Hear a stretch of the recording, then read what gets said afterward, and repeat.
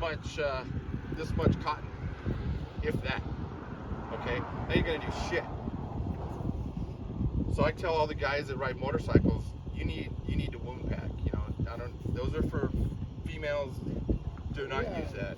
That's what those are for. Oh, just in case somebody gets shot. You'd be surprised. You know, we went to a training. I asked that same question, like, oh, tampon, you put it in there. And no, you're gonna kill somebody at the trailer. So when it comes to wound packing, the way to identify that is if it's not shooting blood out, you're gonna wound pack. You're gonna put pressure. You're gonna stick this gauze. You're gonna ball it around your finger. You're gonna shove it into the hole, and then you're gonna just keep packing on top of it. Okay, you're just gonna keep packing, keep pressure. Most of my kits, especially my pro kits, they come with a hemostatic. Hemostatic basically is a gauze that's chemically treated with an agent called kaolin, and kaolin promotes coagulation. So if you put that in there, it's just going to start coagulating. If that coupled with the pressure is going to stop the bleeding, hopefully, right? If it's not bad. So you're going to put that in there. You're going to pack it. You're going to pack it until it's really tight. And when it's tight, then you're going to take something like a pressure bandage, or you could take a triangular bandage, or you could even take an ace bandage. I think I have one on there. And you're going to wrap that around all of that gauze, and you're going to put as much pressure on it as you can. That should stop the bleeding. If you're monitoring that after about 2 minutes and you see that the blood is seeping through and the blood's coming out, you'll apply a tourniquet, because at that point you haven't stopped the bleeding. The hemostatic didn't work, so there's probably a multiple tear along the artery or wherever, inside or in your arm, and you're going to use that to pack it. Now it's a different story if it's along your arm, along your thigh. You just wound pack and put pressure, right? Still monitor it for bleeding, but for the most part, it's where the arteries are that you're concerned about. That's where you want to watch that. So I've given you guys pool noodles to simulate, kind of a wound, a deep wound, maybe caused by a stick or something like that.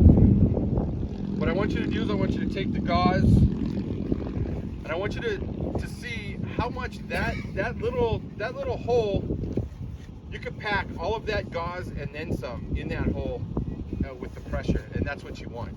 So go ahead and just like wad it up around in a little ball around your finger.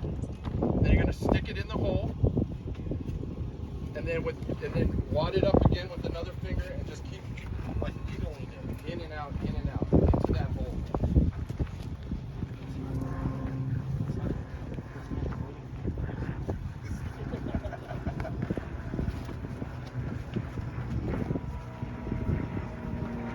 White chalk, quick. Yeah, it's white chalk. The goal is right here. What are you talking about? It's just broken. Because it's been broken. Yeah, you're doing a good job. Fixed, That's fool. exactly You what gotta ball it up like that, and so, then just keep pushing it. You're what? Don't go to the light.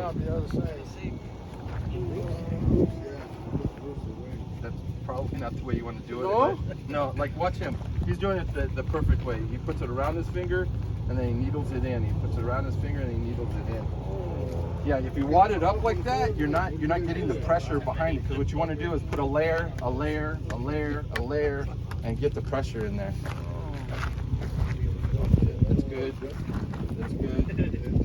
That's good. Yeah, you're doing a good job. You're doing a good job. Yeah, perfect. Maybe not so much. Just twist. Yeah, just around your finger one time like that. Now push it in. And then around your finger one time, and then push it in. So what you're doing is you're making a layer, and you're adding pressure. See, when you stuff that whole thing in there. Push it back in. Right? He looks at it like, I did something wrong. So Adrian was able to get all of that gauze into the good at that. Ain't no way. You got experience. It's tight. I'm almost there. But I bet if we Yeah. really tried hard enough, we could probably get a little bit more in there. But that's what you want, because what's going to happen is your skin and your muscle and stuff is going to stretch as you're putting that in there. A pool noodle doesn't really simulate that, but yep, perfect. Exactly, exactly. That's the goal. You want it all inside of there, not like that. This is for later. So here's a good example. Let me see that.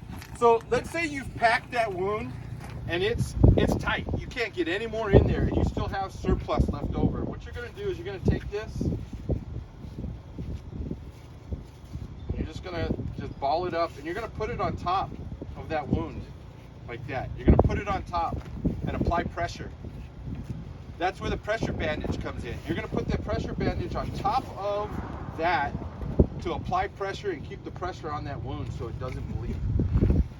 So that's how you're going to wound pack that wound. Once you apply the pressure, you're going to just watch it, make sure it's not bleeding. Don't remove it. Again, once you put something and you do something, don't ever remove it. Let the medical professionals do that. So that's wound packing, and as you can see, one roll of gauze, I mean, and that's just this little thing. Imagine if that's your thigh, a 3-inch by maybe 2.5-inch wound, and it's bleeding. You're going to go through a lot of gauze, so you want to make sure you have some of that. That's why I put it in my kit.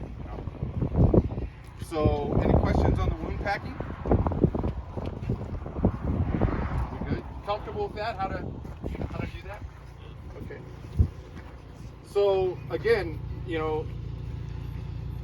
if it's red and spurting, just shooting out, you're gonna apply a tourniquet. If it's oozing and kind of pulling, if it's deep enough, you're gonna wound pack it with the hemostatic, then the gauze, and then after that, pressure with a pressure dressing. And then monitor it. If it starts turning red, bright red, and it's just, you can see the blood coming through, apply a tourniquet. And that's it for the wound packing. Get EMS. Let's see, next, snakes. I saw a snake last weekend. I took a picture of it. If you get bit by a snake, suck it out. No. I don't care how good you are at sucking, you are not going to suck the venom out of that. All right? Watch me. That's my job. Once a snake bites you, that venom is in your veins. It's pumping through you. What you're going to want to do is remove any jewelry, any earrings, any necklaces, any watches. You're going to want to take and loosen your shoestrings or your shoes, or if you're wearing boots, like cowboy boots or something, take your boots off. Loosen your belt.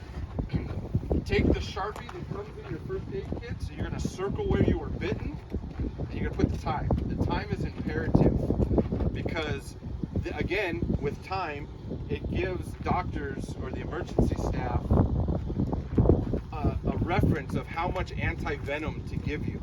Right, so let's say you go up into the canyon, you get bit by a 2-year-old rattlesnake, which is very deadly. You get bit, boom. You're gonna stay calm. The person that you're with or the group that you're with, you're gonna just stay calm. Your heart rate's already gonna be up, because you're gonna be like, oh fuck, I was bitten by a snake. Yeah, you just remember, stay calm. Try to lower your heart rate. It's gonna hurt like hell, but just stay calm. Do not apply a tourniquet. Tourniquets don't do anything. If anything, that's going to kill off the limb and kill the area. So you will lose an arm, a hand, a foot.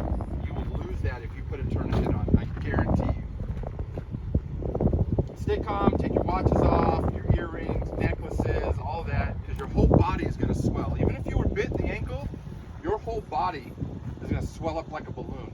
So it's just take those items off. It'll save you the pain, and it'll save you from them cutting it off your body when you get to emergency. So once you circle where the person was bit and you put the time, you're gonna call, the local hospital or 911 and say, hey, we're out in Rattlesnake Canyon. were up in the canyon, probably about an hour out. They were bitten by, if you know the type of snake that it was, a rattlesnake, diamondback, anything like that. And we're headed out. And we're right here. Can you have EMS or can you have Life Flight meet us? Because they can land a helicopter right here. Boom, they'll land it. They'll just tell them, hey, you know, this is what time. That way they know how much antivenom. And that's what you do with a snake bite. No snake bite kits, no suction devices, no anything like that. It's going to work. There's one exception. If you're bitten by any sort of like a cobra or a black mamba, something we don't even have out here, right? That's when you would use a tourniquet to slow the blood flow and the venom that's in there. Because when they bite, it's not just a quick bite. They bite and they pump it in. So you might have a pool of venom sitting there going through your veins. So if you put a tourniquet, that's going to minimize the amount of venom going in. But we don't have those kind of snakes here. Just for reference, if you travel abroad or you know you like to travel wherever, just keep that in mind. That would be the only exception. So that covers snakes and snake bites for snakes out here. Chest seals. So I do sell chest seals. Chest seals, not to be mistaken with Easter seals. Oh.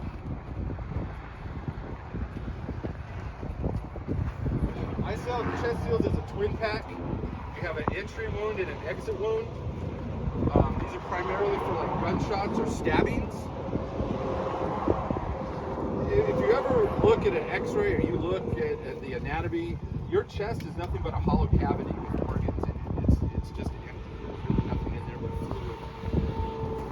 So if you get a stabbing or you get impaled by a stick or something like that, when you breathe in, air's going to suck in. That's why they call it a sucking chest wound. You suck air in, but the air doesn't come out. So ultimately what you're doing is collapsing your lungs. You're basically suffocating yourself.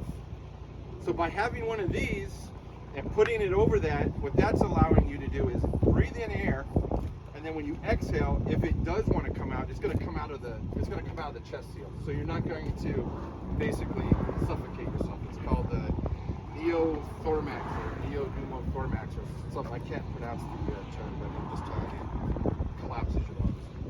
There are some things that you can utilize, like a decompression needle. If you're not trained in using that, you could actually nick an artery or nick a heart, you can kill the person. If you want to go get trained in that, you can. There's classes on how to do that, but for the most part, using one of these is good enough.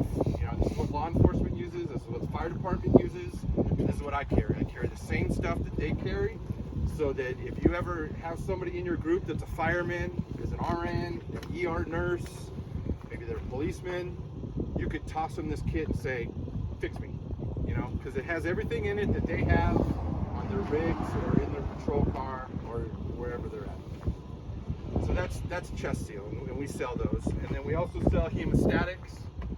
We have those. I have an online store, so if you ever, you know, want to purchase something, you can. Also, all of my kits, if you buy from me, I have a lifetime warranty. So if you use anything out of my kit to render aid to yourself or someone else, you tell me what, where, when, and how, where you were at, and I'll ship you out the replacements for free. Because there's nothing worse using your kit to help somebody 4 months later because you forgot about it, life happens, you go to use it, and it's missing. You're like, shit, nothing I can do. So you just get a hold of me, I'll replace it for free, and away we go. And that's it. So that's my class. That's what I got. On the snakes, you get snakes, right? But how about the scorpions? I know there's scorpions out here too, no? Yeah, they are. How about you get stung by one of those guys? Same instance. You would treat it just like you were bit by a snake. I mean, some scorpions it's going to feel like a bee sting, and that's it. Other scorpions could be, you know, this small, hit you, and next thing you know, you're on the ground twitching. So you treat it just the same way you would a snake bite. You're going to circle it, what kind of scorpion it was, maybe how big it was. And so if you don't know what kind of thing it was, say you got it right, you kill it, you save that, right? So you can.